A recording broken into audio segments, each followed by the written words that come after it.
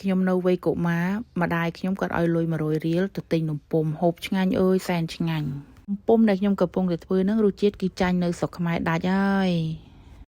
នំពុម្ពអីក៏ក្រៀមល្អម៉េចមើលនេះអូកប់សេរីហ្មងនេះអូញ៉ាំមកឆ្ងាញ់ហ្នឹងនេះជាតិហ្មងនំពុម្ពតានប៊ឹមវ៉ាวนំពុម្ពតំណងគ្នាទាំងអស់គ្នាអូចាក់ដែរនំពុម្ពមើលនេះអូនេះអូអត់ជាប់ទេនេះវាល្អមែនទេនេះអូយកកដងឆែបទៅអូមើលនេះអូនំពុម្ព$15តែញ៉ាំទេណាឆ្ងាញ់ណាស់ឆ្ងាញ់ណាស់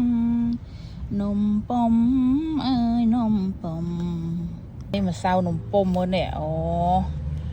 នំអើយនំតែងទេ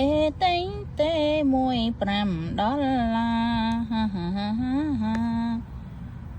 ឃើញនំពុម្ពឯនៅឃើញស្រុកខ្មែរយើងលោកអើយចាក់លក់ផឹកឡើងឆ្ងាញ់ណាមើលអ្នកទាំងអស់គ្នាតំណងដែរអត់នំពុម្ពនេះចង់ហូបទេ